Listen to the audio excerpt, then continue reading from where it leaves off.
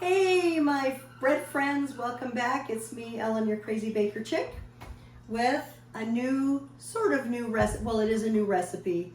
It is almost always, and this is no exception, a modification of a recipe I've already created, unless it's something completely out there, but everything stems from something else. So there's a domino effect involved. A few days ago, well, not more than a few days ago, I've been craving panettone, and I have a video if you've never made it before. Panettone is baked in a paper mold, and it's a kind of a fruit cake. It's sort of reddish, cakeish, with dried fruits in it, and it is so yummy. And I've been craving panettone, plus I wanted to have some for a friend. So for panettone, I need candied orange peel.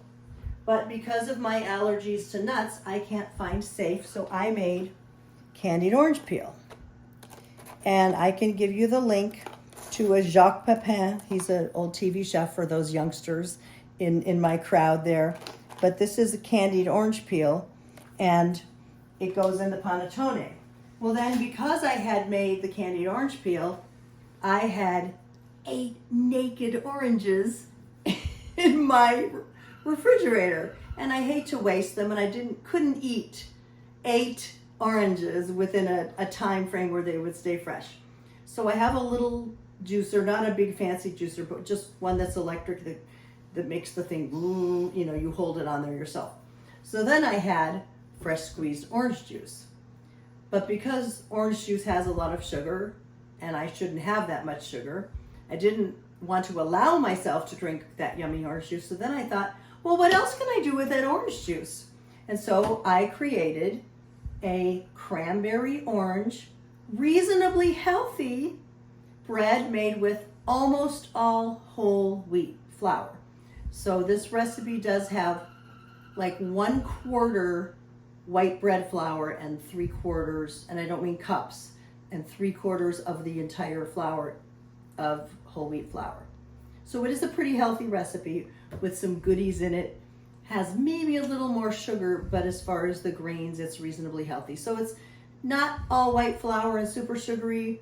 It's not super sugary anyway, but it's not like no sugar, 100% whole grain either. It's kind of in the gray area, but it is a pretty healthy bread. So here is the recipe. Now in my videos, I do not give you amounts. And I don't need to, because I make it much easier for you.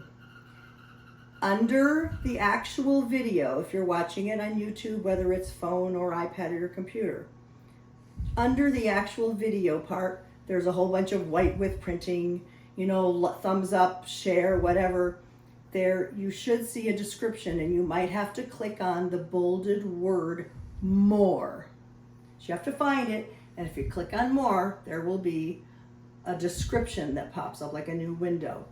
And in that description will be a link, a direct link, just one more click, and it will take you directly to my website, and the video will pop up right away. And it's a PDF, so you can view it, you can download it, you can print it. It couldn't be any easier. So again, you're seeing the actual video like this, and you look for the word more, click on more, click on the link. And that'll also give you a link to my website. And if I remember, and I hope I do, I will give you a link to Jacques Pepin's way to make candied orange peel, but you can buy it. If you're not allergic to nuts or things like that, you can just buy it. And so this is this new recipe.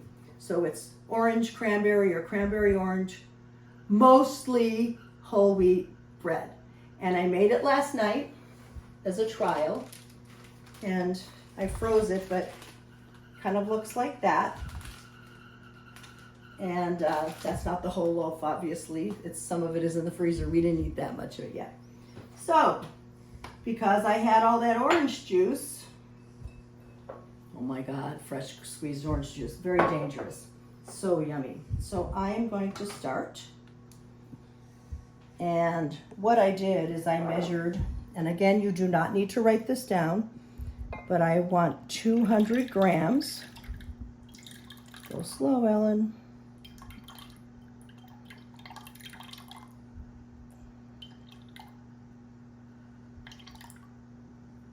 So close.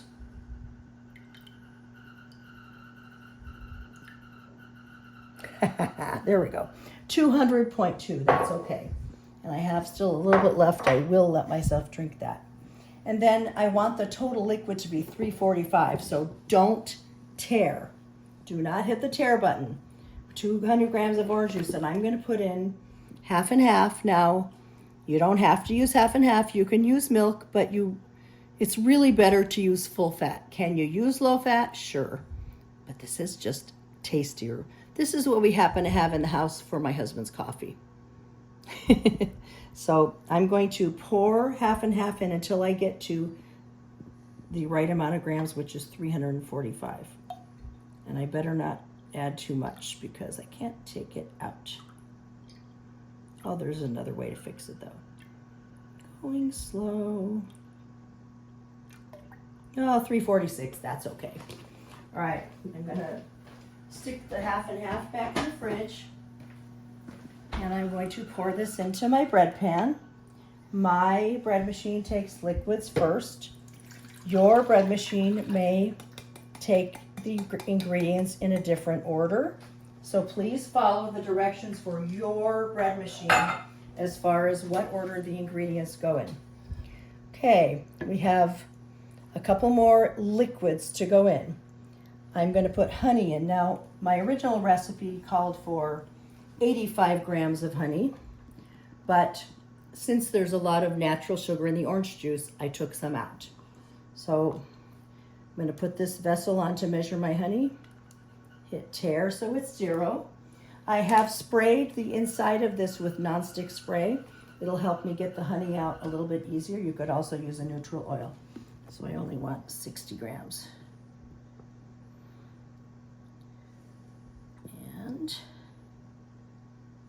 I have pre-measured most of the ingredients, but not these.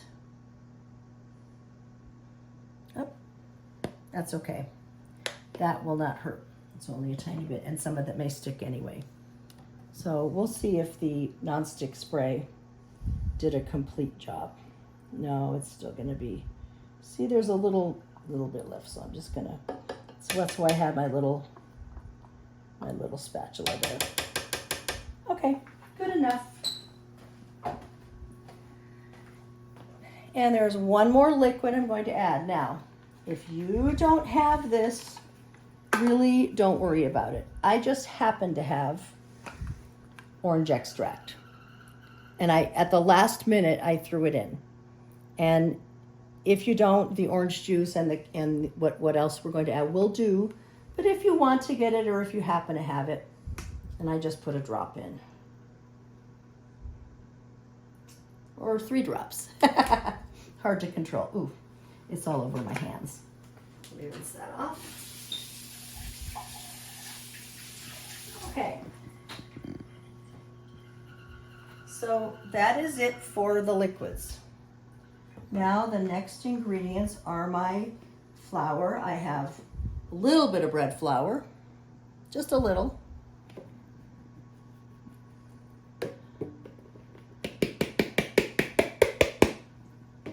And I have quite a bit of whole wheat flour.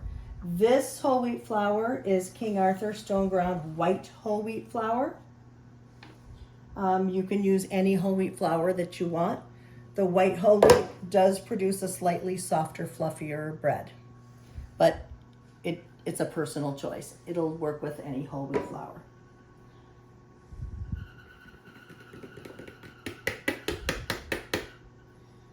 And I have a big mountain of flour, so I'm just going to spread it. But don't put your fingers in because you'll go to the liquids and then everything will not be so good. Okay. Okay, my next ingredient is salt, which is right here. I've pre-measured it. And my next ingredient is vital wheat gluten. Now, here's the thing about vital wheat gluten. I can show you the box as a matter of fact.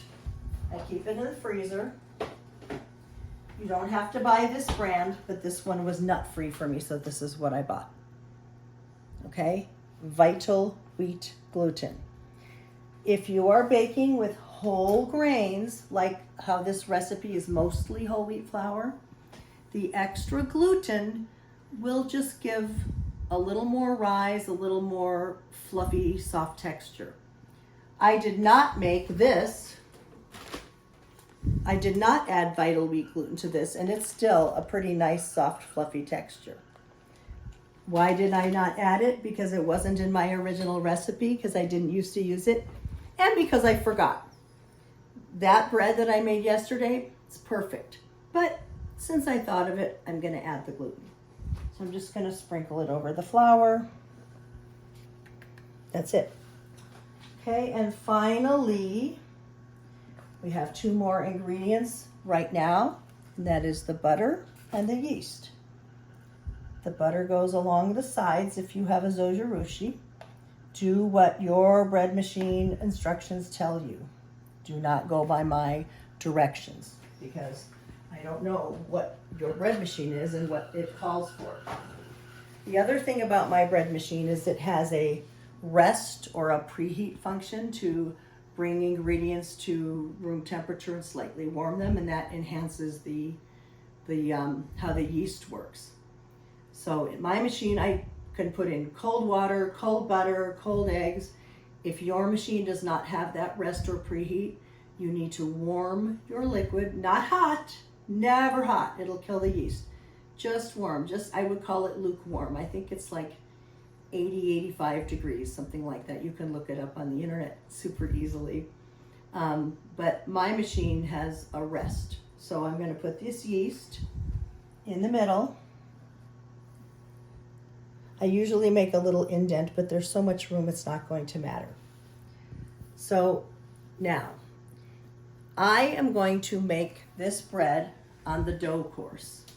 I'm going to set it for dough. I'm going to take it out and I'm going to shape it and let it rise and bake in a loaf pan.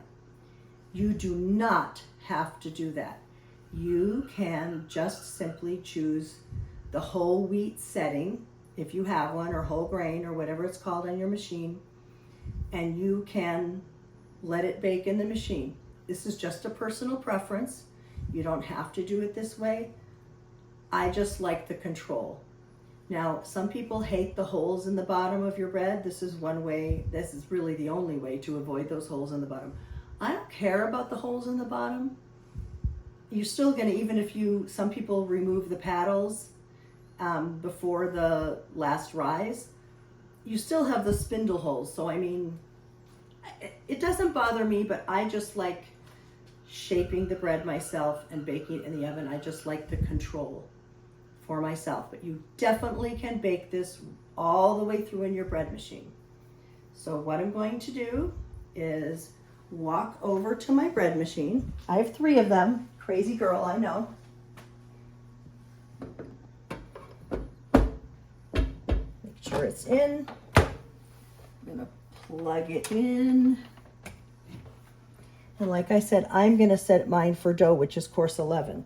If you have this machine and you wanna bake it in the bread machine, you would use whole wheat. But I'm gonna use course 11, which is dough. So mine is already set for 11. As soon as I press start, it's going to say rest. And I'm gonna set a timer. Hey Siri, set a timer for 28 minutes. 28 minutes, counting down. And I want to explain what those 28 minutes are for. In my kitchen, every time without fail, my bread machine does that rest for 23 minutes.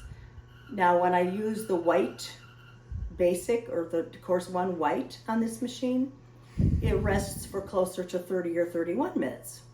My dough one only for 23, I don't know. So what I do is I set a timer for 28 minutes. That is 23 minutes of rest. And without fail, when my watch timer has 5 minutes left, the kneading starts. At 5 minutes after kneading begins, you need to open the lid and check the consistency of your dough. You cannot press a button, walk away, and have 100% assurance that your bread will be good unless you do this. And I'm going to show you that when it happens. While we're waiting for the rest and the dough to start kneading, I want to acknowledge my amazing, adorable apron that my friend Janine Little made for me.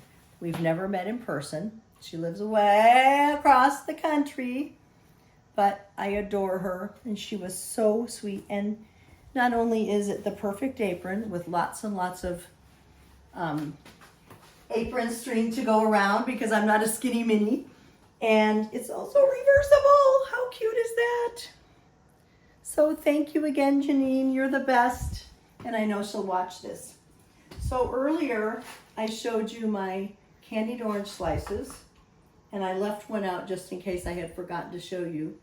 But it was really funny because before we started filming the video, the husband, the videographer, saw this and started to put it in his mouth. I'm like, wait, because I actually was going to do this on camera, that I wanted to remind you they're all different sizes of orange peel, but I have chopped them a little smaller, just roughly. It doesn't have to be tiny, you know, but I was going to give this to him as his reward. There you go. And he's eating it. So this is 30 grams. I weighed it. It'll be in the recipe. If you don't have candied orange slices and you don't want to make candied orange slices, leave them out. The orange extract and the orange juice, it'll still be orange flavored. This is the only reason I did this is because I had these already. Okay? The nice thing about these, you can keep them in the fridge, you can keep them in the freezer. They keep for a long time. All right, and then these are Craisins. They're the dried cranberries. I think regular cranberries would be quite tart. And these are, you know, kind of sweet like raisins. And they do kind of plump up. You don't want this to be a fruit cake, so I'm not gonna load it up too much. You can see how much there is in this bread. So it's just dotted with it. But it's enough, I promise you, it's so delicious. So this is what we're going to add in. Now, if you already use raisins in your bread machine, you might know this trick. If you're putting in raisins or cranberries or anything like that, you want to toss just the itty bitty tiniest bit of flour because they are sticky. Raisins, cranberries, things like that, they are sticky. And if you toss them in a little flour, it stops them from sticking together and lets them distribute better. Some people soak them to make them wetter. I don't do that. It's the opposite. I want them drier so they spread themselves out and they don't stay together in a pack. And the candied orange peel, it distributes quite nicely on its own. And you see, I'm not using a huge amount. Again, this is not a fruit cake. This is simply a bread. And I'm trying to make it healthy, so this is candied. It is coated in sugar. I don't want it to go too overboard for this. So now we are going to turn off the camera. I'm going to give my orange peel eating videographer a break, and I will take over showing you what the dough looks like and if I need to add flour or if I need to add liquid, because that is essential. I'm sorry to tell you, if you're new, that even though the bread machine instructions might not mention it, mine sure didn't that I recall, it's not set it and forget it. At the very least, you must check 5 minutes into kneading to make sure the dough isn't too wet or too dry, and I'm going to show you how. All right, it's been 28 minutes, and again, that was about 23 minutes of rest and 5 minutes of kneading, and this is the time I'm going to check my dough consistency. It might be too wet, might be too dry, might be just white. It's kind of a Goldilocks thing. Wow, it looks pretty good. So it looks like it's formed a nice dough ball. I'm just going to get what's ever stuck on the edge. I'm going to put my finger. It's ever so slightly tacky, but not sticky. There's not really dough coming up. It is perfect. Oh my gosh, this hardly ever happens. I thought it was kind of humid today, and I even asked my husband, do you think I'll have to add liquid? But as it appears, I do not. Yay. So I'm going to let this go, but I'm going to hang out close by because when I hear those ad beeps, I need to add the candied orange slices and the Craisins. Yay! And that means I can save this extra flour for putting on the counter. It's time for me to add my extra yummies. And that's the orange slices and the dried cranberries or craisins.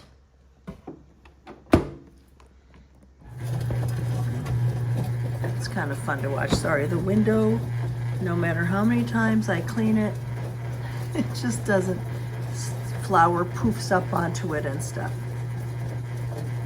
But that will mix in. See, right now it's still kneading, and then it will start rising, and I will keep you updated. I like to be prepared ahead with my loaf pan, and everyone always wants to know, what loaf pan do you like the best? This is my favorite. It's from the store Williams-Sonoma. It looks like this. Oh, there's crumbs on the bottom, sorry. And it's called their Gold Touch. So I wrote it down. Williams-Sonoma is a store, a kitchen store. And you can do mail order. You can, order over the internet. Gold Touch loaf pan. Now, they call this pan a 1.5 pound pan, but I make my 2 pound recipes in it because I like the dome. If I made a 1.5 pound recipe in here, it would kind of be, like level approximately with the top. I like it's not that big, but a dome. And especially with the whole wheat bread, it won't be quite as domey. But what they told me when I ordered them is do not use Pam brand nonstick spray. No Pam. Something in the chemicals of Pam ruined the finish of this particular pan. There's nothing wrong with Pam. I'm not saying don't buy Pam. I'm just saying if you buy this loaf pan, don't use Pam, because that's what they told me. I happen to use this. I get it at Costco. It's just canola oil. So what I do is I spray the pan really well. I cannot do this one-handed. And then I take parchment and I shove it in there, and I'll show you what that looks like as soon as I've sprayed the pan. So now you can see what I've done. I sprayed it really well, so you can see the spray right there. Then I just took that parchment and smushed it in the middle, and the non-stick spray helps the parchment kind of stick. Now, do you have to use parchment? No, you don't have to, but it's extra insurance so you don't have a loaf that bakes apart. But also, it's so easy when the bread is done. You just hold on each side and lift it with the parchment onto the cooling rack. And it's just very easy. So this is what I do. You don't have to, okay? And I'm gonna walk over here to show you that the dough is now finished kneading, and you can see all those yummy parts have speckled the dough ball. And I will show you, it'll rise. And there is something interesting about rising, and that is some doughs rise more and bake higher less, like they rise really high and then they just bake and stay that way. Some doughs, I want to tell you, they don't rise very high even on the second rise, but then they poof up in baking, and I never know. So sometimes I panic, but now I know from experience that happens. Okay, so again, in case you missed it. By the way, I do not get paid for any recommendations. I do not get paid by King Arthur. I do not get paid by the E-Tech City scale that I use. I don't get paid. I don't have sponsors. I don't get paid for my YouTubes. I could. I choose not to. I just don't do it. I don't want to. This is something I do for fun, and if I monetized it, because I did for a few months and it made me unhappy. So I do not make money at all. Not a dime. I don't get paid by anybody, YouTube, website, Amazon, Williams Sonoma, not anybody. It's just not something I do. Okay? So there's the information on the bread pan. Okay, I'll see you to show you the rise. The dough has risen, and then just now the bread machine knocked it down. And now it rises again, has 20 minutes left.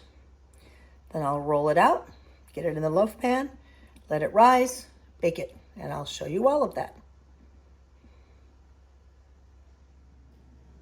We're back. The dough has risen. The dough course is complete. Woo! It all came out at once. There are the paddles. And what I do is I take the paddles out, put them not on the spindles, but just next to it, and I stick a little laundry soap in there, pour in a little warm water, put it over here to soak, and then I can deal with my dough. You want to always get that, have a little water in and get the paddles off so nothing gets cemented in. Please always wash your bread pan. Sometimes I read on Facebook how people just wipe it out. They never remove the paddles. There's all that dough and bacteria underneath. Ugh. Please wash your bread pan. And only the inside, never around the sides, and especially don't get that bottom where the bolts are, okay? So I am going to kind of pat this out a bit. And I'm going to bring that in. You don't really have to do what I'm doing, but sometimes the breads get air pockets. So this is why I'm doing this. And if I don't do it, sometimes there are air pockets and sometimes there are not. So it's kind of a, you can do it or not. So now I'm trying to get it into a nice shape.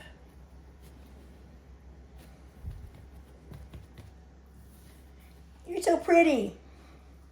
And just gonna pop it in the loaf pan.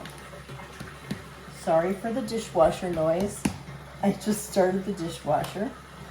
So now we're going to take a little walk over to my oven.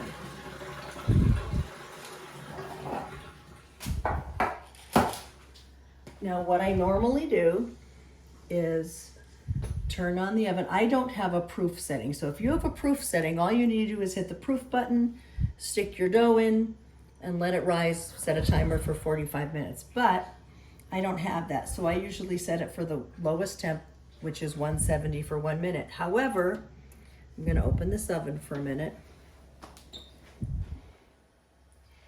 It's already warm because I baked something else this morning and it hasn't cooled 100% down. It actually feels like the perfect temperature.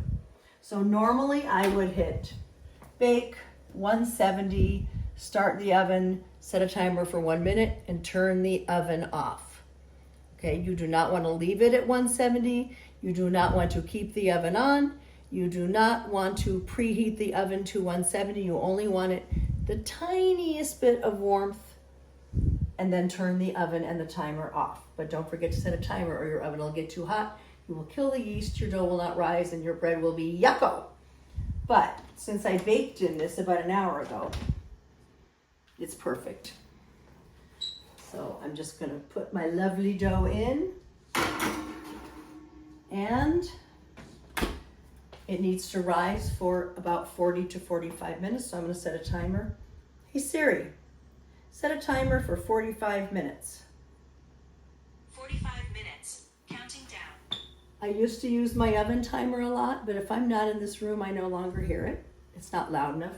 Sometimes I use one of these because they are pretty loud, but if I'm in the back of the room where our bedroom is or something, I might not hear it, so my watch is always on. So if you have an Apple Watch or something that has a timer, or keep your phone in your pocket and use that timer that way, you can't miss the timer if you're not nearby.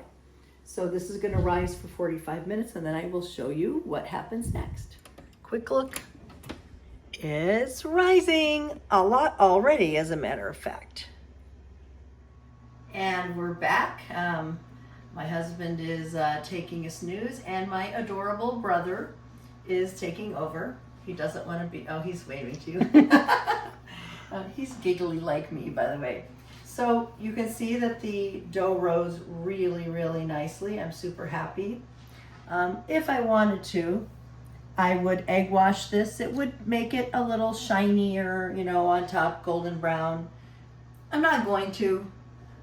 Usually I egg wash on certain things you really need it, like when I make challah or brioche.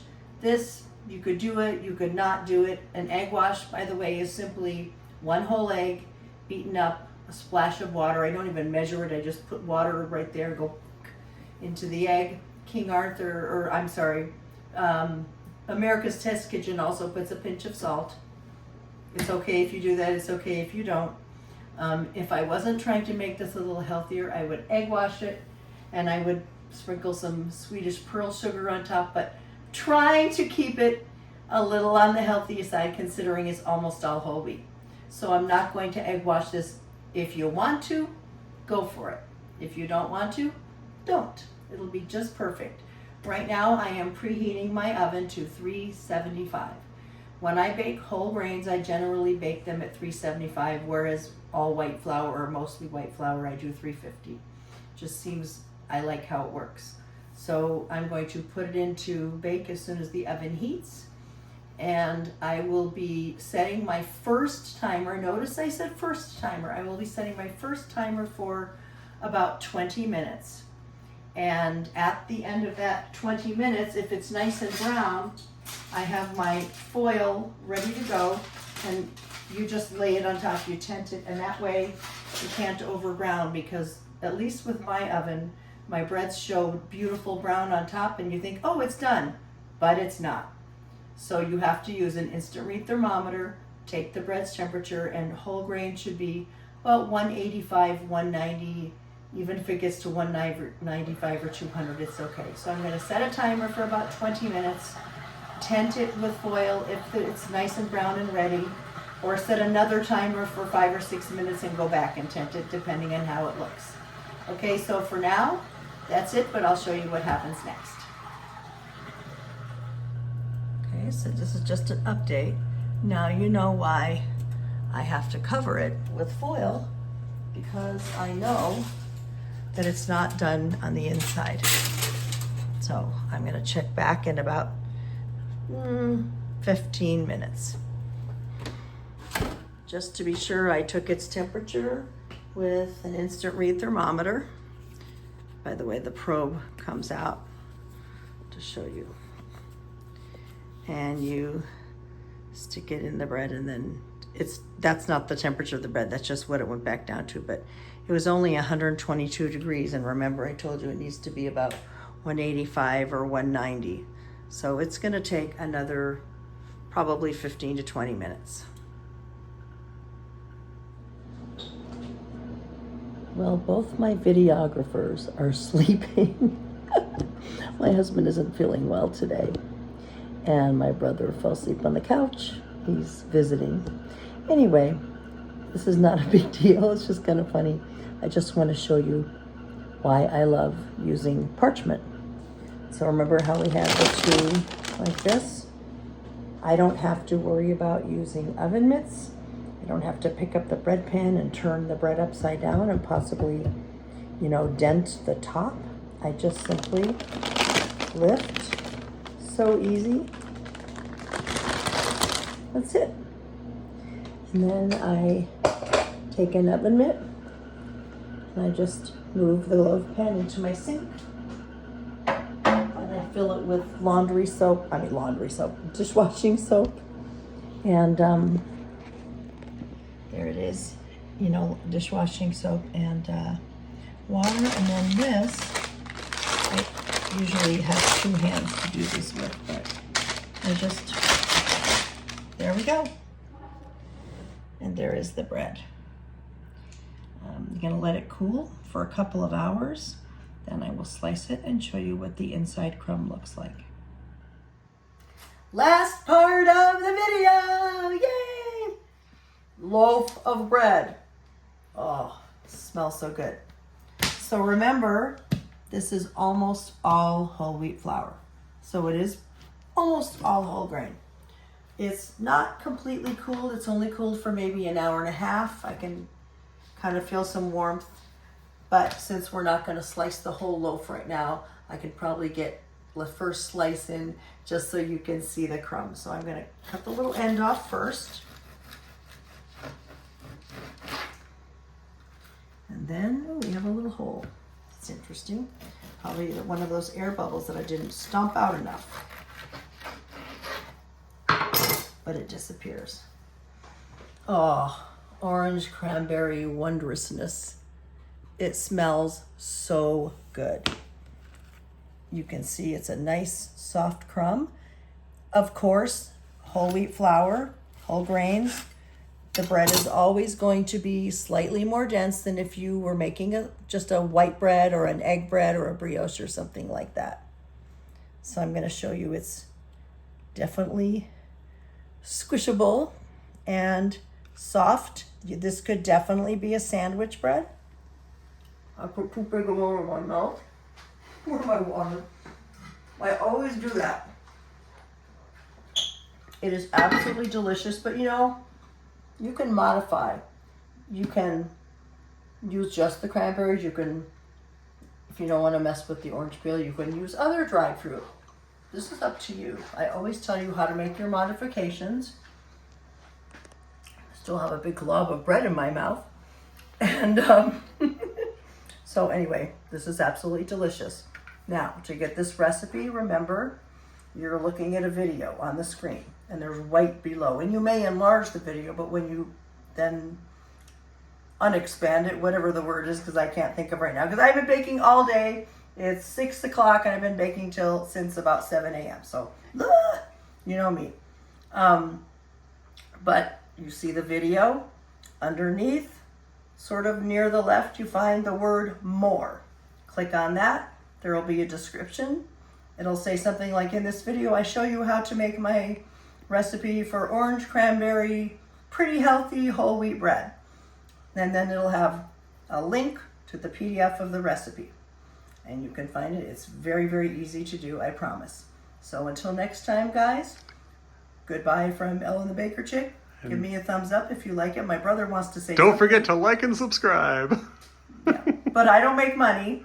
So if you don't like and subscribe, it doesn't make a big, big difference. But please do it because it's nice. It makes me feel good when my subscriber count grows. But again, no, I don't make money from this. I don't have sponsors. I don't have affiliate links or whatever they're called. Nothing like that. This is just from me to you. It's fun. It's my retirement passion. Guys, have happy baking.